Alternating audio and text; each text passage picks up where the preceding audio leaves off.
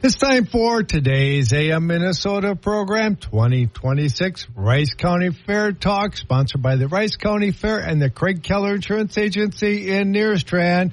This is just for you, Peter. When the city meets the farm, the Great Rice County Fair. We'll see you there. It's for all the listeners. Yeah. It was for you because I didn't forget. Well, you forgot it once, and now you're upset about it. Yep. You won't forget it anymore. But You know, my grandpa used to say, anybody can make a dumb mistake, but if you make the same dumb mistake twice, then you're stupid. A little bit of truth in that, isn't there?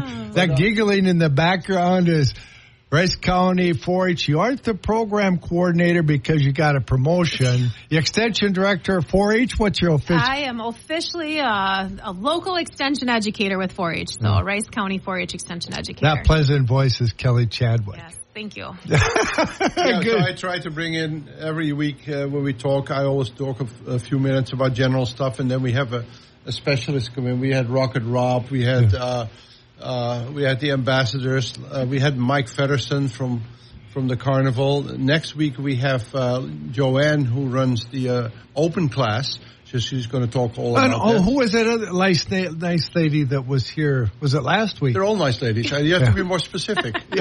Yeah. That's why I was looking for some help, Peter. Who did we have last week? I'll have to look back because I got the label up on our AM Minnesota programs on the website, so I'll have to look up.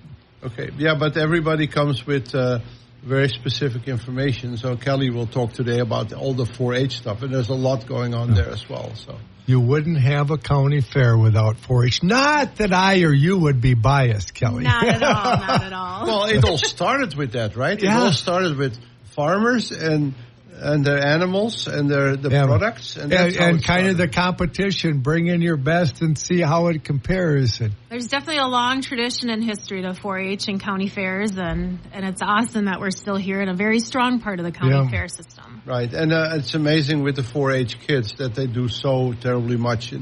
I heard that, so we put in all new gates in the swine barn. So Eric McKay is the one who welds them all together, but apparently next week the 4-H kids are going to come paint those. Yes. We are a group of people who love to give back whenever we're able, and especially at the county fair to assist the fair board and all the hard work that you guys do. It's great that we can be a part of that team and help. Yeah, we all work as a big, huge family, and I call myself kind of the conductor of a big orchestra. I don't say do this, do that, but I kind of coordinate everything because there's a lot going on, and I have amazing help. I mean, I got Molly Lenway in the. Can you hear this, Molly? in the office, she is really amazing. Without her, I would be completely flabbergasted and completely disorganized. And we everything we do on the website or publications or anything, we triple check it with the both of us because we have to be correct on it, So, but let's talk about a couple of things in general. We are still selling the 50-50 raffle tickets. It's a pretty good deal. We the main price. So there's 400 tickets being sold. You have a 1 in 400 chance of winning $10,000, but you have a 1 in 26 chance of winning something like, your $100 back or $1,000, $2,000, $5,000, etc. And before you go on, why don't you explain what you did with the revenue from this program last year? Right. So last year when we raised money with that, so 50-50 means we sell up to $40,000, and then half gets paid back to the people that bought tickets, and then the other half is being used for building maintenance. So this year, from last year's money, we did the beer garden upgrade. So it's renamed to the Stockyard, and we still do sell beer. Okay, so don't panic. And so we got a new patio structure with new fencing, new shades above it. We got new lights and fans all over the place inside and also the outside caged area. We put we painted the whole inside. We got new countertops. I'm not sure, Kelly, if you remember that old cooler that is sitting there. It's completely built. We took the rust out, so there was not much left, but we repainted it, and it's a really, really nice looking. I love the entrance. It says Stockyard. Stockyard, yes. The entrance is beautiful. So what it is now, so the patio has big gates, and we have 3 garage doors. So the whole front of the building opens up. So during the day, well, it's always inviting, but during the day it's more inviting for families to come and sit down inside and grab your food from the food vendor and then come inside and in the shade with the fans going. With the fans, yeah. We got every ceiling light has a fan built in, and then we have 2 huge industrial fans as well. So it should be really nice to be there. Yep. And sometimes we're at a fair or something like that. It feels good just to go and sit down for a while. Yep. So that was the stockyard. Then we are still looking for partnerships with local businesses and organizations. You know, we do an exchange for either financial support or in-kind support, and in exchange, depending on the level of support, you get grandstand tickets, you get parking tickets, you get your banner out there, you can get a table for your, to show you off your company or organization.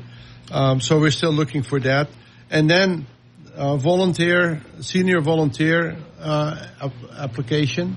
So we have that's still open now. That is still open. Yeah, we're still looking. We don't like one name. We like a few names, and then we can pick the best of the. Sometime last year we had 3, I believe, 3 people that were so good we couldn't decide. And that's on Thursday with the lunch and the program on the Thursday. That is right? correct. So the program is Thursday. Say that again. I don't hear that real often. Jerry was correct. What? That's a nice ring to it. So and are you doing the radio program? No, Gordy. I'll be helping engineer it, and Gordy, I think, is going to MC it like he normally does. So seniors come in at 12 o'clock, and then we do the appreciation program on the radio, and then we have a free dinner for seniors. So it's the broster, as usual. Yeah. And then afterwards, the seniors can go to the carnival and then go walk up to the Ferris wheel, and they can get a free ride. So Kelly is not. No, sorry, Kelly. You have to have gray hair and wrinkles, or lack thereof. Yeah. So because that's what the carnival said. Just when they have gray hair, we can just come. Because I said, "How are you going to deal with the tickets?" He said, just come. If you're old, you can go in there." and then you stick around because the white sidewalls are coming at night. They're playing. That sounds like something Mike Featherston would say because he just wants people to have fun. Yes, absolutely. And then another important thing is we are still looking for parking, not volunteers, parking coordinators. The way it works is we will pay you to be a parking coordinator or parking person, and then you can either get paid by the hour, or if you come with a group of people, we can do a donation to your organization equivalent to the hours that you work. So that is less admin for us because we don't have to have individual employees, so to speak. Yeah. But and it is just easier to give a tax-free donation to the charitable organization.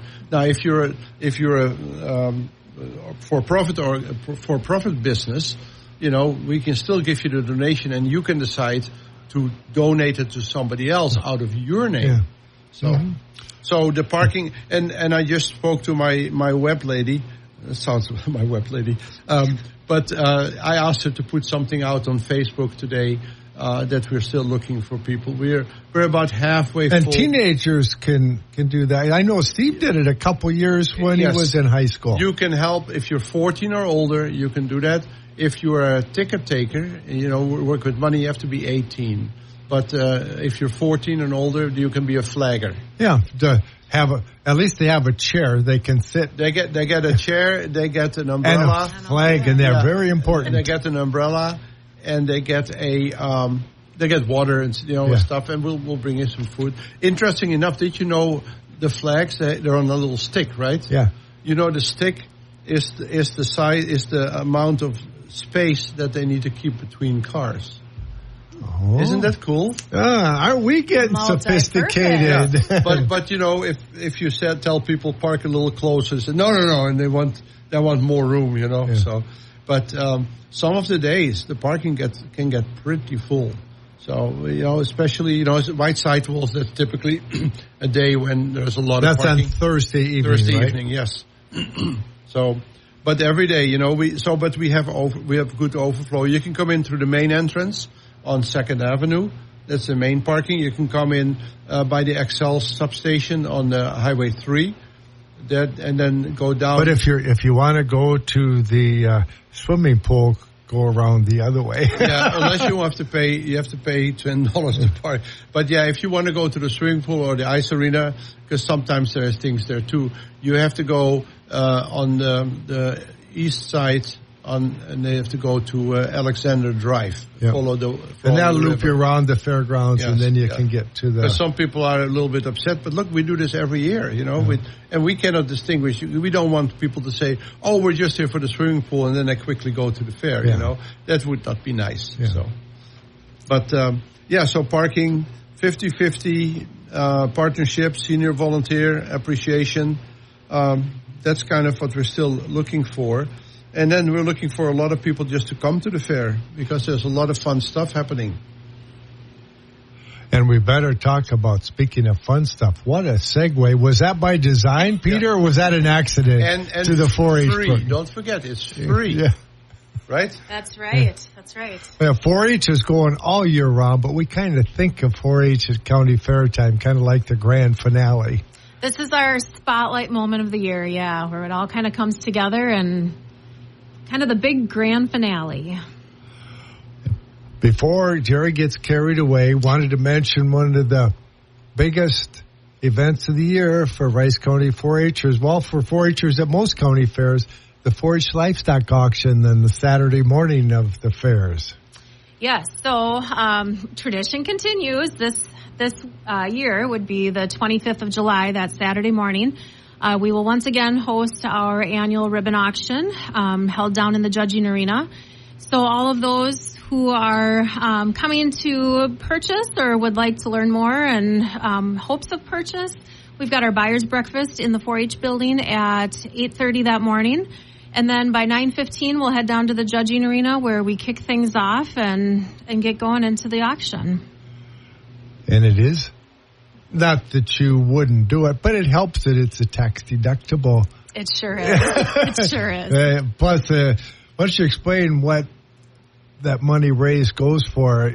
That's kind of cool. Back when I was in 4-H, if you didn't have livestock in the auction, because I'm showing dairy cattle, so I was never in a 4-H auction because the dairy cattle were going back home again. Yeah.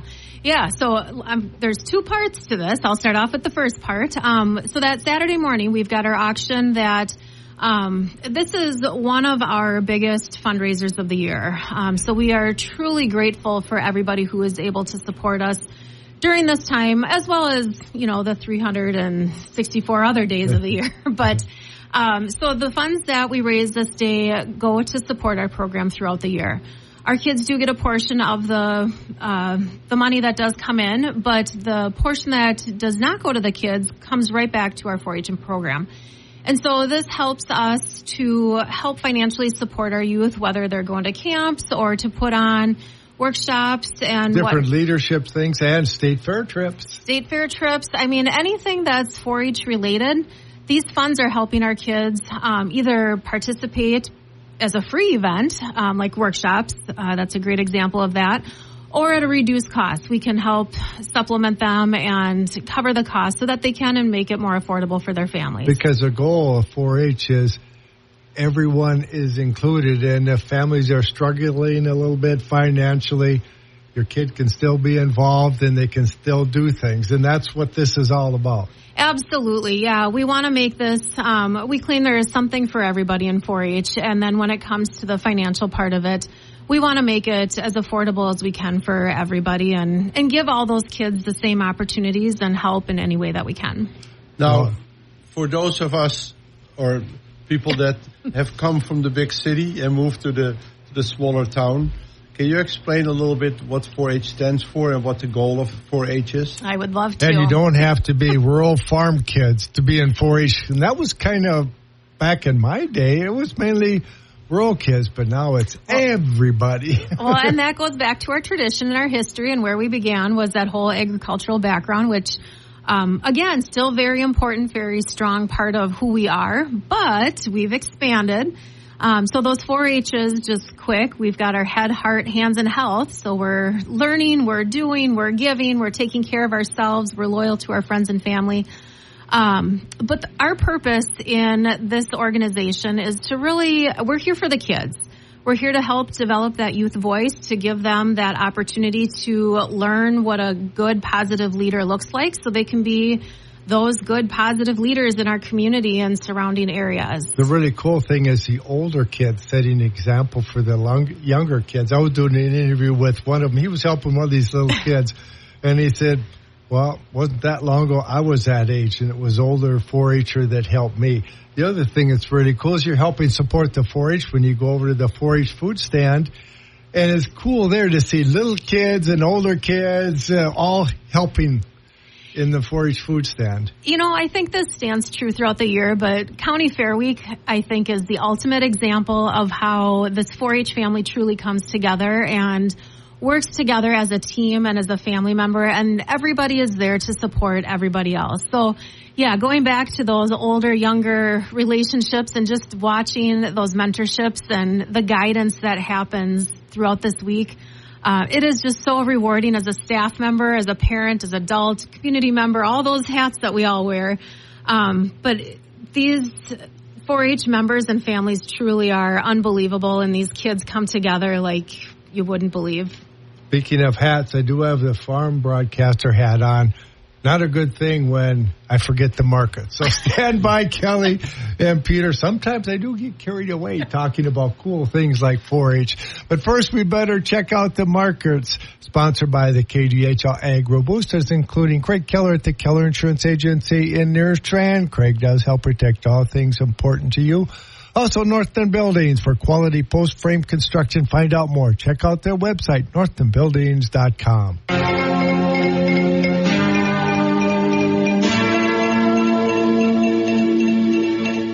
Good morning. It's time for the market update on this Tuesday morning here on the Linder Farm Network. Joining us, Jim Empter, Van Auning Company, Alexandria.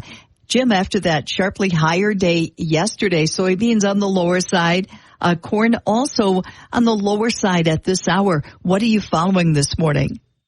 Well, Linda, I think the biggest thing to look at here is we came into some retracement counts and some targets here for both corn and soybeans. In the corn market, their retracement counts. We've talked a lot about that 458-ish area, and we're able to get up into it, and now we see a little sell pressure into it. That should not come as a surprise. Bean market, got near the $12 mark overnight. That should not come as a surprise.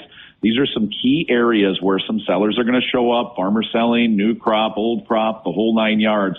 We know we've got reasonable outlooks for the new crop, and we've still got a lot of inventory of old crop, especially in the corn market. So again, we're going to see some pressure here, but let's make no mistake here. We do have some interest from China. Reports are, and these are just rumor mill reports, that at least 5 cargoes have been purchased on Monday in the soybean complex by China of U.S. soybeans. So again, I think the market's going to look to that and say, well, we need every bit of China business we can get if we have reasonable crops. The secondary nature is obviously this heat in Europe and the heat that we're going to deal with here in the U.S. coming over the next 3 weeks. There is more precipitation on the way for a good, amount of areas here over the next few days. But then the drier trend in the 6 to 10 and 8 to 14 day, we really think has been a reason that we've seen this run up in the grain prices. Because again, we know if we get 3 weeks down the road in pollination, this is where we need moisture. And if we are hot and a little drier, we can do some impact to these markets. Make no mistake, though, we've got a really good crop on tap right now. We'll see where things come to fruition. But if weather changes where we moderate those temperatures at all, Linda, that's when you'll see the big sell pressure. So what we're seeing today is just some pressure at key resistance levels. This isn't the end-all, be-all. There's a lot to sort out yet. And again, we'll be watching them closely, but just realize we're coming into these counts. What's weighing on livestock futures this morning?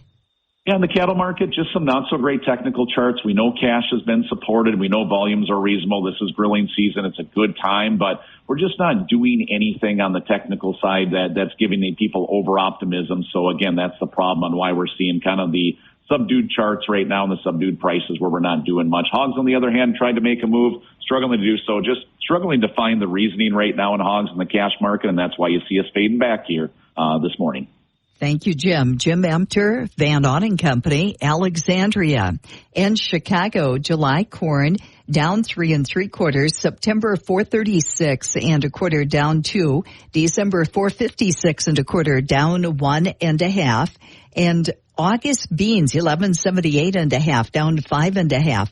November 11.88 down 4 1/4. Live cattle August down 72. August feeder cattle up 70. August lean hogs down 180. October down 67. The Dow is down 111. This is a Linder Farm Network. The fun never stops at Minnesota Farm Fest. Join us August 4th through the 6th to see what's new for the family. Watch your friends and neighbors compete in the skid steer rodeo presented by Kibble Equipment, Senko Equipment, and Ziegler Ack Equipment. Visit the expanded kids zone. Find your way through the corn maze or compete in the kids or adult pedal pole. Join us in Redwood County August 4th through the 6th at Farm Fest, the community that keeps you growing. For tickets, visit farmfest.com and use discount code LINDER26 at checkout. Hello, Mitch Puddle from Firm and Tri-County Stockyards, holding livestock auctions every Monday at Firm Stockyards and every Wednesday at Tri-County Stockyards.